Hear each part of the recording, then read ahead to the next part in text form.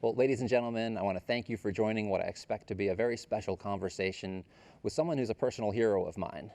Jimmy Lai is well known as the founding publisher of what's arguably the most important and influential newspaper in Hong Kong, Apple Daily. He's also a prominent leader of the pro-democracy, pro-liberty movement there. So it's a real honor to welcome to Atlas Network's Liberty Forum, Jimmy Lai. So Jimmy, thank you very much for taking the time to talk with me and our audience here at Atlas Network. I'd like to use thank you so much for having me. Fantastic. I thought that we could use our time together today to talk a little bit about the future of Hong Kong, the future of China, and indeed the world. But I also want to spend some time on your personal story, one that I find inspiring, and I think a good lens through which we can see Hong Kong and its future. Sound good? Right, yes. Yeah, we can start. Fantastic. Well, you were born in Guangzhou in 1948, so just before Mao Zedong took control of China, and you stowed away on a boat at the age of 12 to reach Hong Kong. I'm curious what you recall of your youth in China and what you recall of the Hong Kong that you arrived to. Well, because my family was rich, so when the company took over, we became the Black Five, family, people that was marginalized. So the whole family was shattered, and my mother was in labor camp. My father had the chance to leave for Hong Kong, and when I was very young, I had to work and to keep ends meet with my twin sister and the sister who has a little bit mental problem. So I had to work, and I was when I was barely 10, not even 10, I had to work in a railway station, take the baggages for the passengers to get tips. And because of that, I had the information about the outside world. I knew how wonderful the outside world was. That was a privilege. And eventually I was convinced by the passenger who always asked me, hey, why do you escape to Hong Kong? Because the way I was dressing was much better than all the other kids, or the other porters, helping them to helping the baggage. Because I was wearing the old clothing of my father, my brother, and all that, that was so. And one day, a gentleman who was, who came from Hong Kong, I carried the baggage for, was biting a bar of chocolate when he arrived the tricycle, and he gave me the tips. And then with one hesitation, he also gave me the bar of chocolate in his hand. And I turned around and ate it. I said, wow, this is wonderful. What it is? He says, chocolate. I said, where are you from? Hong Kong. So I've been thinking to go to Hong Kong. And I said, wow, Hong Kong must be heaven. So I was so determined. And I persuaded my mother to allow me to go. Eventually, she allowed me to go. And then I left for Macau with a permit. And then I was in the bottom of the boat, stowed off to Hong Kong. When I was 12, the same day I was put in the factory to work as an off-job worker. And from then on, the freedom of Hong Kong gave me so much hope and opportunity that I was able to be what I am today. By the time of the handover in 1997 of Hong Kong to China, you were already an incredibly successful entrepreneur, the founder of a clothing retailer, Giordano, and then you had become the publisher of two different popular periodicals, Next Magazine and, of course, Apple Daily. What was it that inspired you to get into the news business? Well, the June 4th massacre happened in 1989. This gave me the idea that there's no way China is going to reverse its way. China is going to be liberalized, and for a young businessman, at that time I was 40 years old, and I had made enough money for a person. So I thought there's no better business to go into the media business, delivering information, which is the same as delivering freedom. As a young businessman and get into the business of delivering freedom was an exciting business. And that was the right decision, although I was wrong about China. China did not get liberalized, instead, reverse its way to be more dictatorial and authoritarian. Yeah, I recall that there was, this idea of, of two systems with one country, and there was a hope that China would become more like Hong Kong rather than Hong Kong becoming more like China. At what point did you become pessimistic that things were headed the wrong way? Well, I think for the first 10 years or even 15 years, we were quite optimistic that China will continue to liberalize. Like the whole world was thinking at that time that when China was getting richer, it will be more like us. So what really turned around was about 15 years ago. So we see the tightening of freedom in China. And when Xi Jinping ascended to be the president, things really turned nasty. He just tightened the control. And now we are more like China than China is like us now. We now with the national security law, which override the basic law and the common law. And the rule of law here is destroyed, and the freedom is taken away. Hong Kong, I would say it's finished. There's no way for Hong Kong to reverse. The reason why we're still fighting is just because to keep the dignity of a civilized person, the dignity of the Hong Kong people, that, because freedom and rule of law was almost our second nature, although the British did not give us democracy, but the British gave us the freedom institutions of rule of law, freedom of speech, freedom of religion, private property right, and freedom of assembly. All these freedom institutions that we live with was just like oxygen to us. Yeah. It was, it's our almost like our instinct. So now it's taken away, and that's why last year we were fighting for it, because we fight for it. China just crammed down with the national security law and turned us into another city like China.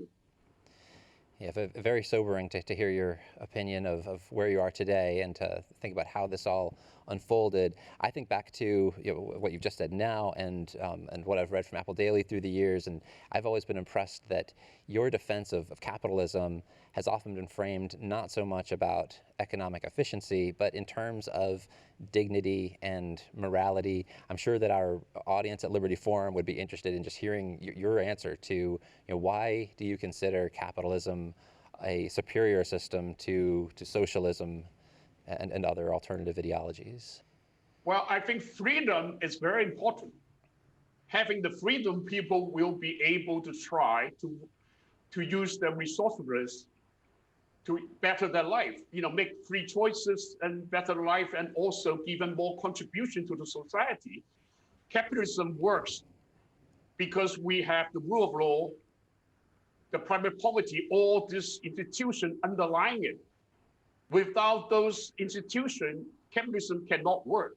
And that's why Hong Kong now, with its rule of law and freedom taken away, I don't think the status of financial center will still work, because in the financial business, billions of dollars is transacted in seconds.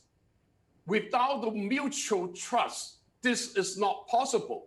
And mutual trust is only possible if we have rule of law and freedom.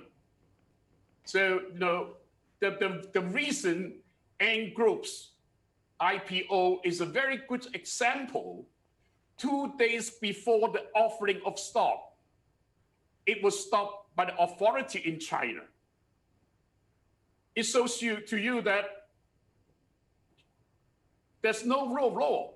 There's only a rule of man. When this kind of things happen, it demonizes what Hong Kong is going to become. Yeah. Of course, one of the challenges is that there aren't many incentives for anybody to stick their neck out and take the public stands that you have. Now, Apple Daily has long been full-throated in its defense of the values that Atlas Network and our partners cherish. But you personally really became visible, as I recall, during the 2014 Umbrella Movement protests. Right. And since that time, you've had threats to your life. Your home has been firebombed multiple times. Your office has been firebombed as well. It would probably be easy to pack up and leave, and it may have been a temptation. I'm curious about the life of a dissident and why you've embraced it. Well, Hong Kong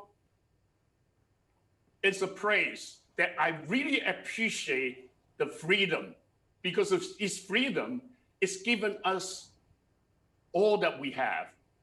The good business, the hope and aspiration. And this is so precious. It's so precious that we have to protect it. It's something like sacred. And it's just my instinct, or because my gratitude to this place, that I think it's my duty to do whatever I can to fight for freedom and keep the rule of law here. It's just an instinct. I was not doing, in a sense of doing something for the society or to whatever cause. I was doing it just naturally, my own character, my own way of thinking that my life is not about myself. My life is about something more than myself. And fighting for it makes my life so much more meaningful. If I was just a rich man, a businessman, life was very boring until I really start to fight for the rule of law and freedom here. My life changed. Every morning I woke up, I feel so energized. I feel that there's a purpose in my life. There's a meaning in my life. That changes my life. Whatever comes now, even if I have to go to jail, which is very likely, I don't regret it. I just consider it as a redemption of the life that I have had. What's so wonderful.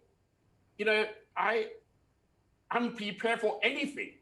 Even if I have to suffer jail time, I think God will suffer with me, and in His grace, whatever suffering I have, I will only be a better person. If I can be a better person, whatever suffer I have to face will be worth it. Well, Jimmy, I can feel the hearts of many in our audience kind of sinking as mine is, as we fully appreciate, or try to fully appreciate, the consequences of the brave stand that you've been taking and this devotion that you have to the principles of liberty. I want to maybe drill down on this a little bit, because I don't know that everybody's fully aware of the fact that you do now face trial and possible, as I understand it, possible life imprisonment for alleged infractions of the Hong Kong national security law that was passed earlier this year. Can you tell us how you're responding to those charges and what you expect in the weeks ahead? I'm not going to think about this. I'm not going to think about what's coming. What's coming forward? What I have to face, because if I think about this, I have such apprehension and fear that I won't be able to do anything. I won't be able to accept your interview. But accepting your interview to me is very important, giving me the opportunity to talk to the American people, for them to pay attention to what happened here, because we Hong Kong people can have a great resonance with the American people because we share the same value.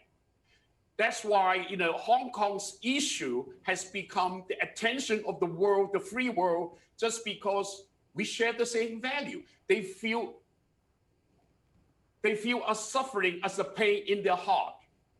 And that is what we have to get the world attention to Hong Kong, which is a great protection for us. It's a saving grace of us. For us, we can fight, but our power is very limited, against CCP. The only power we have is the moral authority. And the moral authority we have is the value we share and the integrity of those values we fight to keep. Yes, well, I feel very privileged that we're able to take your message to, indeed, many friends of freedom here in the United States and also all around the world, as our Liberty Forum is a truly global affair. So I'm excited that others are going to be able to carry this message and perhaps bring some more scrutiny to what's happening. I am curious if you'd be willing to comment on sort of the future of China, because last month the Pew Research Center unveiled a report that showed that the Chinese government's unfavorability rating has soared across the countries that they surveyed. And it's sort of no wonder when you look at mishandling and covering up COVID-19, the human rights abuses against Uyghurs and Tibetans that are coming to light, the totalitarian social credit score system, lots of negative headlines. And I wonder if you hold out any hope that over the medium term, China could reform itself in a positive way. Well, it depends on how the world is facing China. If the world thinks that the problem with China can be solved with a trade-off, it's just something that they can solve, instead of looking at the difference with China as fundamental. It is the fundamental problem of two systems of values. If China being so big and use its economic power, which is to be the greatest in the world, to assert its value to the world will have always conflicts and will not have peace. Now is a time for the free world to be alert to the fact that it is not a temporary problem, it's a permanent and fundamental difference of value we are facing. Either we make China to assimilate into a value, or we will have to accept the imposition of the value when they deal with us with the economic power. So the choice is now that I think if China can assimilate into the world value, it will be great for the world, because China can be such a productive country for goods, for culture and everything for the world, and the world can be so beneficial for China. It's a win-win situation, but we have to make China realize that there's only one system in the free world. That system is the system evolved with the Western civilizations. No way China can use the man-made system to change a system which evolved over hundreds and hundreds of years, which has given us the peace that wherever we go, we can deal with people harmoniously just because we share the same value, just because of the institution evolved from this civilization. China cannot change it. The only way for China is to change themselves, to assimilate into this system. Otherwise, the world will not have peace. I certainly agree with that. And Jimmy, if we can look even more broadly, as we record this video, the U.S. presidential election has not been fully settled. However, I think it is very safe to say that there was no landslide repudiation of President Trump and the populist moment that we see, not just in the U.S., but in many parts of the world. And through one lens, I think this can be cheered as a rejection of unaccountable political elites that have often been exposed as corrupt. But through another lens, it's sort of a worrying walk back from a lot of international norms that favored trade and economic engagement of the like that might be necessary to have China assimilate into the global norms that we favor. Of course, for Atlas Network's local partners, the challenge always is simply to advance liberty wherever there's an opportunity in the local context, no matter who's in charge or what the global trends are. But I am interested to get your perspective on the broad future of economic and political liberties, not just in China, but in the region and indeed the world. Well, I think President Trump has been very effective dealing with China with hot balls. And that's the way to deal with China.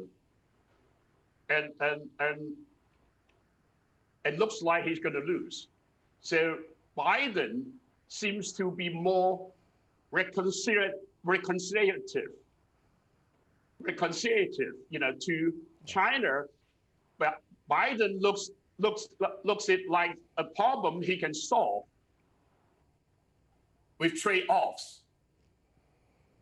And I think Trump looks at it as something fundamental that we have to face and change China instead of having the solution as a trade-off.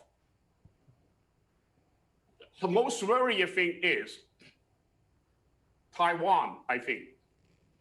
Trump has upgraded Taiwan and intend to integrate Taiwan into the international world, so Taiwan will be able to trade with the international world, and do business with them, or even in a certain way, politically have some interaction. I don't know whether with Biden, he will be doing the same, because it takes some guts to take risks, which President Trump was willing to take, and I don't think Biden is willing to take. If Biden retracts from this upgrading of Taiwan, it will hang Taiwan in the cliff. This is what I'm worrying about. For the world peace, the most important issue is how we can confront China and make China realize that we have to live peacefully. The only way to live peacefully is for China to recognize that the behavior and the way of dealing with the outside world, with the value they have, is not going to work. It's not good for China. And China cannot be an island. China must deal with the world, and the world must deal with China, because China is so big and so important. So this is something really worrying about me. If we don't recognize that we have to be very tough dealing with CCP, instead of thinking that maybe there's a way we can reconcile, maybe there's a way, we can live together, but live together without peace, it's not worth it. Yeah. We'd rather face it now. And perhaps you can give us a little bit of an update on what remains of the protest movement in Hong Kong, which obviously has been rocked by a number of developments during this difficult year of 2020. How can Friends of Atlas Network support those who remain brave freedom champions in Hong Kong and in Taiwan and the greater Chinese-speaking world? The movement here is not dead, but it's suffocated. There's no way that we still can have mass demonstration. If we go out in a small group, it will be surrounded by police and arrest. So there's no way for us to do the same thing that we did last year, with millions and millions of people walk in the street in protest of China's taking away our rule, law, and freedom. The whole thing has to become atomized. Every individual will have to deal with it by not cooperating, or and many ways that we can do it. But definitely, there's no hope for us to have a powerful resistance anymore. Now, because everywhere CCP is sending signals of intimidation. either to teachers who doesn't teach correctly in the classroom. If you mention anything, cross the red line, something that, just for discussion of independent of Hong Kong or whatever, something something that you are expelled from the school. And for instance, recently, just a few days ago, they arrest a journalist who worked for the Hong Kong radio, TV and radio. What she did was to check the owner of a vehicle which took away the gangsters from the June 21st episode. And she was arrested just because she checked the owner of the vehicle, which is more serious than when I was arrested and when my media company was raped, because we always have been the opposition. People just look at us as, okay, if Jimmy Lai was arrested, if Nick's media was raped, they start to clamp them down. But it doesn't mean that they will scare all the people in the media business. If all she did is such a minor thing that she got arrested, you can imagine what kind of signal or intimidation this is sent to all the people in the media business. Also, with the legislator that they arrest recently, 7 of them, they just had some tussles in the Legislative Council and they were arrested. These things happened many, many times before. Now they arrest them just to send the signal that for those who stay in the Legislative Council, no more fight. Otherwise, you'll be arrested and put in prison. So in every rank of the society, they are sending out signal of intimidation. They just want to totally cram down this place. The place is very peaceful now. It's very quiet. It's not peace. It's a silence of suffocation. It's not peace. It's not peace here.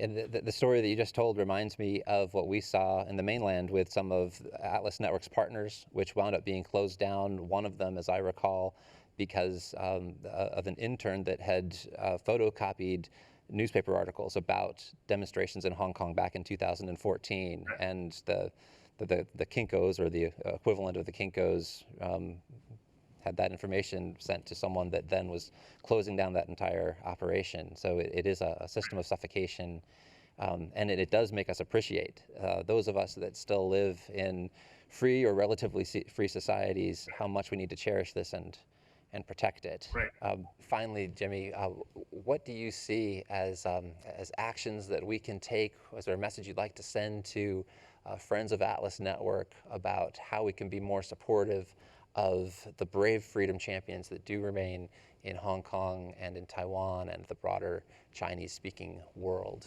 Well, what you just said, that in China, that's the way you have to live under the suppression.